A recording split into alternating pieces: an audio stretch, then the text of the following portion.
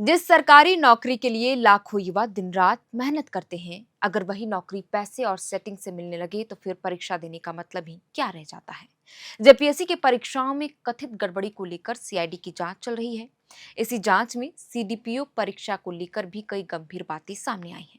आरोप है कि परीक्षा की कुछ सीटें झारखंड से बाहर के अभ्यर्थियों को पैसे लेकर दिलाई गई। और सबसे बड़ा सवाल यह है कि इस पूरे खेल में किसी सॉल्वर गैंग का नहीं, बल्कि जेपीएससी के तत्कालीन अध्यक्ष एल ख्यांगते और जेपीएससी के सदस्य अजिता भट्टाचार्य के नाम सामने आ रहे हैं। ये हम नहीं कह रहे हैं, बल्कि सीआईडी जांच में सामने आए दावों के आधार पर ये बातें कही जा रही हैं। नमस्कार, मेरा नाम है श्रेया और आप देख रहे हैं एयर नाउ। और आज की इस वीडियो में हम जानेंगे कि आखिर सीडीपीओ परीक्षा को लेकर सीआईडी की जांच में क्या क्या बातें सामने आई हैं और इस पूरे मामले में किन लोगों के नाम सामने आ रहे हैं। दरअसल मीडिया रिपोर्ट्स के मुताबिक एल ख्यांगते और जेपीएससी की सदस्य रही अजिता भट्टाचार्य ने सीडीपीओ की सीट झारखंड से बाहर बेची है। साल 2023 में जब हेमंत सोरेन सरकार ने 60-40 के अनुपात वाली नई नियोजन नीति को मंजूरी दी, इसके तहत सरकारी नौकरियों में यह कहा गया कि राज्यों की तरह यानी कि बाकी राज्यों की तरह श्रेणीवार आरक्षण की व्यवस्था राज्य में भी होगा। यानी कि 60% झारखंड के युवाओं को सरकारी नौकरी में आरक्षण मिलेगा और बाकी के 40% बाहरी युवाओं को। लिहाजा यहाँ के युवाओं को इससे उम्मीद रहती है कि दूसरे राज्यों में भले कम मौके मिले हमें नौकरियों में, लेकिन अपने राज्य में उनके लिए तमाम अवसर खुले।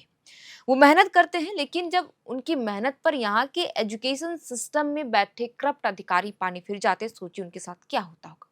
क्योंकि सिस्टम में बैठे अधिकारी ही राज्य के बाहर के लोगों के हाथों नौकरियां बेच रहे हैं और यही खुलासा सीआईडी ने अपनी जांच में कर दी है। अब जरा खुद ही सोचिए कि जब 27 फरवरी 2025 को नई उम्मीद के साथ राज्य के पूर्व मुख्य सचिव एल ख्यांगते को जेपीएससी का चेयरमैन बनाया गया, सरकार और लाखों छात्रों को उम्मीद थी कि वो जेपीएससी पर लगे दाग को साफ कर देंगे, नई इबारत लिखेंगे। लेकिन हुआ क्या, इससे ठीक उलट।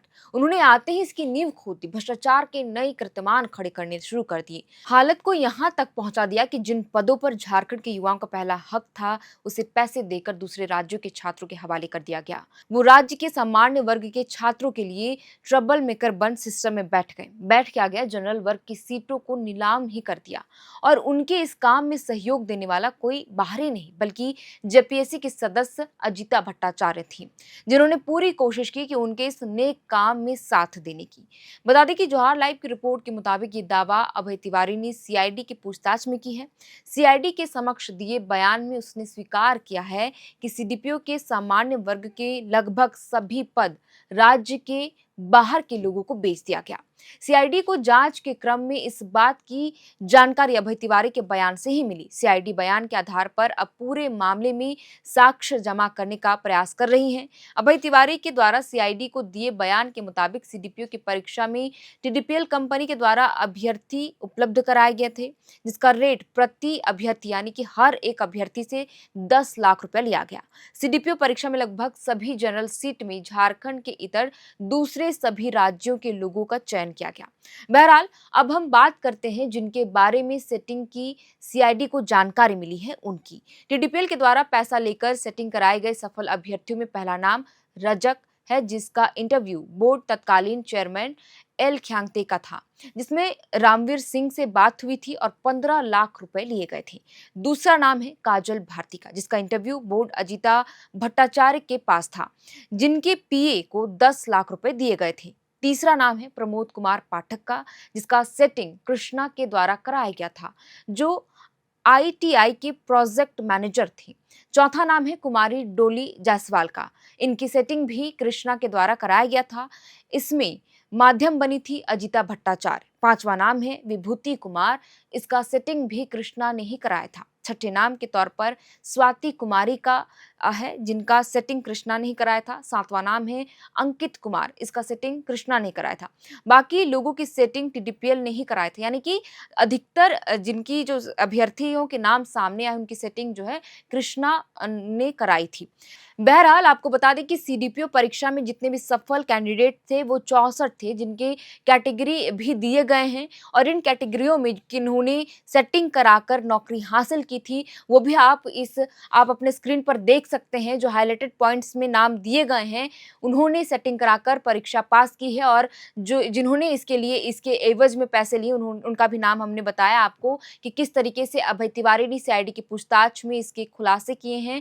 और इन सारे सेटिंग का जो गठजोड़ था वो तत्कालीन अध्यक्ष एल ख्यांगते और जेपीएससी की सदस्य अजीता भट्टाचार्य का नाम सामने आया है कि इन दोनों ने ही मिलकर सीडीपीओ की सभी सीटों को, अधिकतर सीटों को राज्य के बाहरी राज्यों के युवाओं को जो अभ्यर्थी थे उन्हें बेच दिया गया है और 10 लाख 15 लाख ऐसे मुंह बोली कीमत रखी गई थी। और इनके नाम भी कैसे कैसे कॉन्टैक्ट अभ्यर्थियों से किया गया और पैसे कैसे वसूली गई, आपने इसके पहले भी वीडियो देखा था और हमने कोशिश की है कि वो हर एक अपडेट आपको दे कि सीआईडी पूछताछ में क्या कुछ पता चल रहा है।